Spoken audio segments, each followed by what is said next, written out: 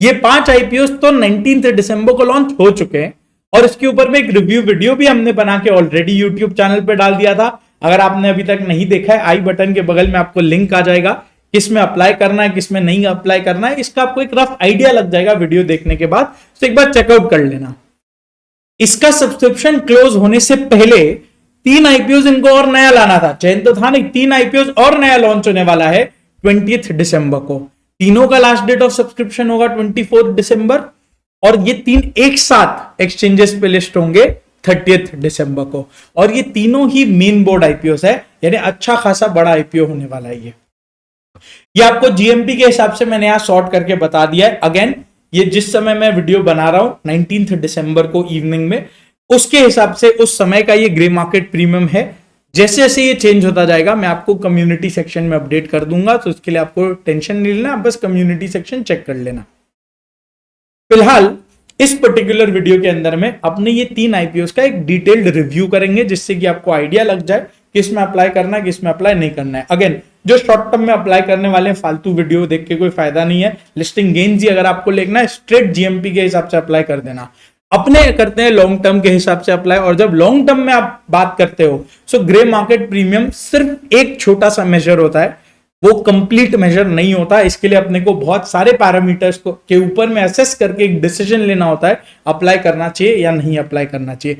End of the video आपको मैं मेरा भी कॉल दे दूंगा कि किस में अप्लाई करने वाला हूं किस में अप्लाई नहीं करने वाला हूं और क्यों, तो जिससे आपको भी एक कंफर्ट लग जाएगा, एक कंफर्ट आ जाएगा, आइडिया भी लग जाएगा।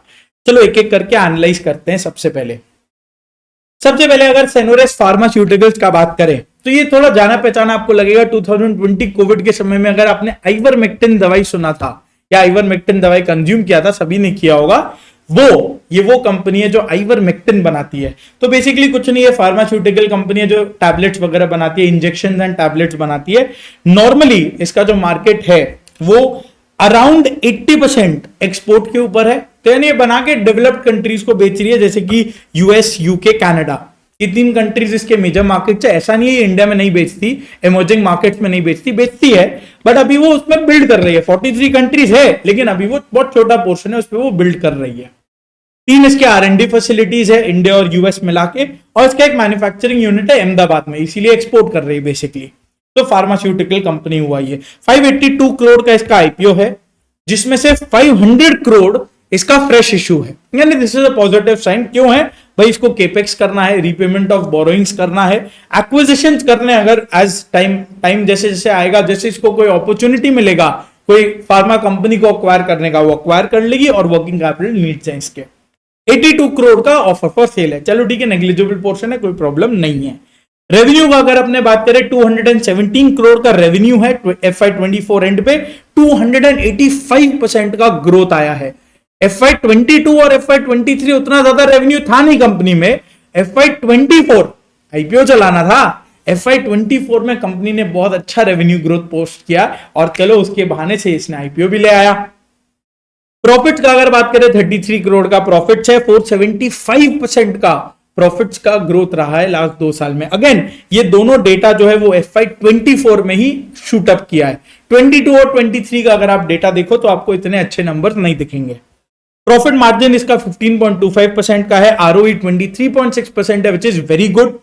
EPS 12.21 का है, जिसकी वजह से पी रेशियो 32 का बन जाता है, और अगर अपने पीयर कंपैरिजन करें इंडस्ट्री एवरेज इज 38.84, जिसमें बैंड आपको यहां पे दिख जाएगा। इसमें बहुत सारे बड़े नाम अजेंडा फार्मा वगैरह आ जाते हैं, तो कंपैरेटिवली अंडर वैल्यूड ही है, लेकिन बहुत ज्यादा अंडर वैल्यूड भी इसको नहीं बोल सकते।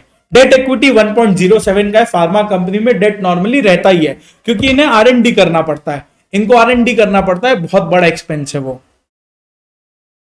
मार्केट कैप 1350 करोड़ का, इसको अपने कंपेयर करेंगे रेवेन्यू से, तो रेवेन्यू और मार्केट कैप में बहुत बड़ा गैप नहीं है, अराउंड 5 टाइम्स का गैप होगा, 5 to 6 टाइम्स का गैप होगा, ठीक है। और लॉट साइज का डेटा मैंने यहां पे दे दिया, ये एक बेसिक सा रहा। इसमें कुछ बहुत बड़ा नेगेटिव नहीं है सेनोरेस फार्मा में, तो बेसिक ब्रॉड अपने को यही देखना है। नेक्स्ट अगर अपने देखें वेंटिव हॉस्पिटैलिटी, नाम से जो हॉस्पिटैलिटी है, hospitality tourism sector, 5 star luxury properties को मेंटेन करती है, हॉस्पिटैलिटी सर्विसेज प्रोवाइड करती है। तो ये हॉस्पिटैलिटी बिजनेस में है, प्राइमरीली बिजनेस और लेजर सेगमेंट्स को फोकस करती है। दो ही तो सेगमेंट होता है और तीसरा होता क्या है, high and luxury hotels and resorts पे मैनेज करती है। ये चीज आपको ध्यान रखना है। इसके 11 प्रॉपर्टीज है इंडिया और मालदीव्स मिला के, और 3 अभी अंडर डेवलपमेंट है जो 2-3 साल बाद रेवेन्यू जनरेशन शुरू करेंगे।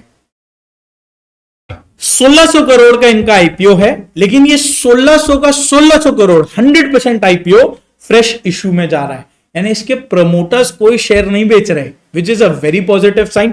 ये पूरा का पूरा 1600 करोड़ रीपेमेंट ऑफ बोरोइंग्स में जाएगा, पूरा रीपेमेंट ऑफ बोरोइंग, यानी इसका डेट अच्छा खासा होगा। और हाँ, डेट भी इसका अराउंड 3700 करोड़ का है, इसीलिए डेट इक्विटी रेशियो 1 के आसपास का है। तो जाहिर सी बात है, अगर आप 3700 करोड़ 3700 करोड़ में से 1600 करोड़ के आसपास रीपे करते हो, कुछ बहुत जनरल में निकाल दो, बाकी 1500 करोड़ भी अगर आप रीपे करते हो, तो ये डेट कम होके 2300 करोड़ के आसपास बचेगा, विच is a very good number. तो इसके वजह से इसका इंटरेस्ट कॉस्ट कम हो जाएगा, यानी गोइंग फॉरवर्ड इसके प्रॉफिटेबिलिटी इसका बेटर होना ही होना है।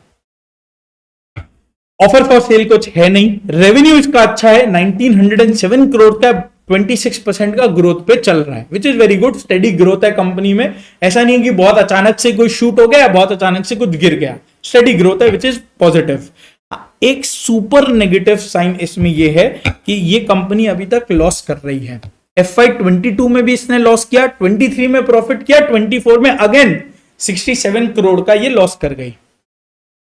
तो अब ऑब्वियसली इसका profit margin, EPS, P ratio, ROE देख के कोई फायदा नहीं है, सब नेगेटिव नंबर होने वाले हैं। लॉस पे और डिस्कशन करेंगे। इंडस्ट्री एवरेज का अगर अपने बात करें तो 78.22 का इंडस्ट्री एवरेज है, जिसमें ताज ग्रुप यानी Indian hotels, lemon tree hotels ये सब आ जाते हैं। तो 78.22 का उनका एवरेज है, इंडस्ट्री एवरेज। 1 का डेट इक्विटी मैंने ऑलरेडी बता दिया। इसका मार्केट कैप है 15,000 करोड़, जिसमें इसका रेवेन्यू है 1907 करोड़, यानी 7.5 टाइम्स के आसपास ही अपने से चार्ज कर रहा है। तो वैल्यूएशन अंडर वैल्यूड तो नहीं है, और लॉट साइज मैंने आपको यहां पे दे दिया।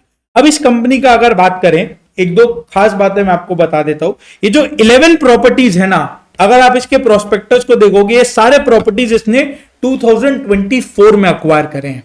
तो जब आप 2024 जस्ट अभी लास्ट ईयर में प्रॉपर्टीज अक्वायर किया था, सो कुछ तो टाइम लगेगा ना इसको भी प्रॉफिटेबल बनने में। इसका फिक्स कॉस्ट आज के दिन पे हाई होगा, कंपनी ऑब्वियसली वर्क अपॉन करेगी इस फिक्स कॉस्ट को कम करने में, तो जाहिर सी बात है प्रॉफिट जनरेट हो जाएगी।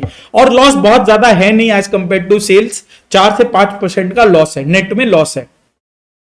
लेकिन 3 अंडर डेवलपमेंट प्रोजेक्ट्स भी हैं जो गोइंग फॉरवर्ड रेवेन्यू जनरेशन शुरू कर देंगे। और अगर आप एबिडा देखो, इस कंपनी का एबिडा अगर आप देखो, यानी डेप्रीसिएशन, क्योंकि इसके प्रॉपर्टीज है तो डेप्रीसिएशन भी अच्छा खासा है, और इसमें इंटरेस्ट कॉस्ट आ रहा है क्योंकि इसका डेट है 3700 करोड़ का, जिस वजह से ये लॉस में चले जा रहा है। और आईपीओ का मुद्दा है कि डेट को रीपे कर देगी।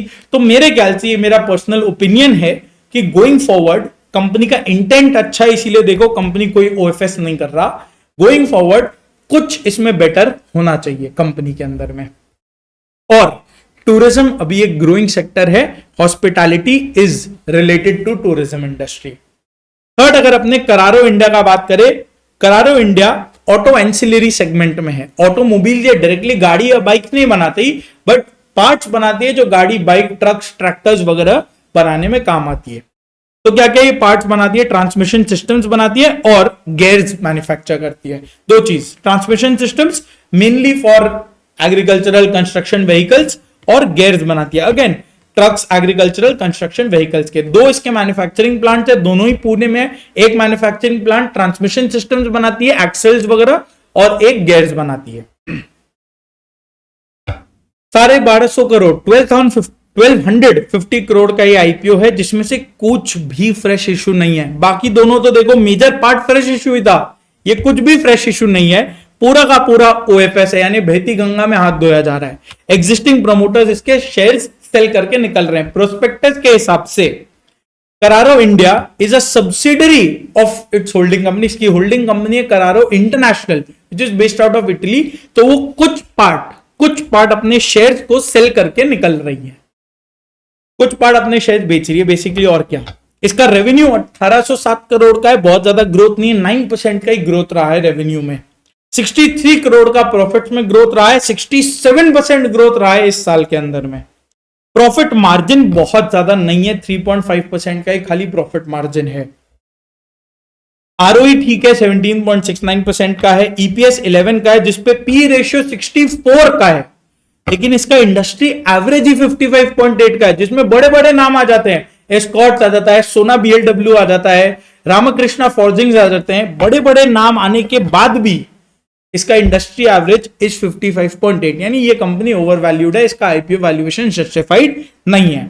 डेट इक्विटी 0.58 का है, बहुत ज्यादा डेट नहीं है, which is okay. Market cap 4002 crore का है, 4002 crore as compared to revenue 1807 crore, यानी इस पार्ट पे बहुत ज्यादा गैप नहीं है। ये वाला मेट्रिक अच्छा है, और 35% एक्सपोर्ट सेल्स है इसके, और लॉट साइज मैंने आपको दे दिया। अब इंडिविजुअली अगर अपने बात करें, पहला दोनों का मैंने आपको बता दिया। थर्ड वाले आईपीओ पे फोकस एरियाज आपकी क्या होनी चाहिए? एक, ये पूरा का पूरा ओएफएस है, इसमें फ्रेश इशू नहीं है, कोई एक्सपेंशन नहीं होने वाला। एग्जिस्टिंग प्रोमोटर्स अपने कुछ पार्ट शेयर बेच रहे हैं और निकल रहे हैं, यानी वो इस आईपीओ जो आईपीओ इतना बड़ा वेव चल रहा है आईपीओ का, हर कंपनी अपना आईपीओ लाए जा रहा है, ये कंपनी भी अपना बहती गंगा में हाथ धोने वाला बात है इसका, ठीक है। और सबसे इंपॉर्टेंट 64 का इसका पी है। तो मेरा प्रायोरिटी शॉर्ट टर्म के हिसाब से अगर आपको देखना है, जीएमपी के हिसाब से चले जाओ, लास्ट डेट एप्लीकेशन का वेट करो, जीएमपी देखो किसमें कितना है, सब्सक्रिप्शन किसमें कितना जा रहा है, लिस्टिंग गेन्स अगर आपको लेना है उसके हिसाब से अप्लाई कर दो और निकल लो, काम हो जाएगा। लॉन्ग टर्म के हिसाब से अगर आपको जाना है, अपने ये सेनोरिस फार्मा में तो अप्लाई करेंगे, दिस इज प्रायोरिटी नंबर 1, मैं तो इसमें अप्लाई करने ही वाला हूं। सेकेंड प्रायोरिटी अप्लाई करेंगे वेंटिव हॉस्पिटैलिटी। आज के दिन बहुत ज्यादा प्रीमियम नहीं है, लॉस मेकिंग भी है, लेकिन कंपनी के इंटेंशंस बहुत प्योर हैं, तो इसीलिए लॉन्ग टर्म के लिए इसमें मैं अप्लाई करने वाला हूं। और करारो इंडिया में भले ही इसका ग्रे मार्केट प्रीमियम आज के दिन नहीं है और प्रॉफिटेबल कंपनी भी है, लेकिन सिंस इसका प्रॉफिट मार्जिन बहुत ज्यादा नहीं है और फिर भी इतना हाई वैल्यूएशन चार्ज कर रहा है, तो इसीलिए इसमें तो अपने अप्लाई नहीं करेंगे लॉन्ग टर्म के हिसाब से। तो ये रहा अपना बेसिक पॉइंट्स क्या था। आप क्या किस में अप्लाई करने वाले हो, किस में नहीं, कमेंट बॉक्स में मुझे बता देना, और इसका ग्रे मार्केट प्रीमियम में जो भी चेंजेस आती है वो मैं आपको अपडेट कर दूंगा।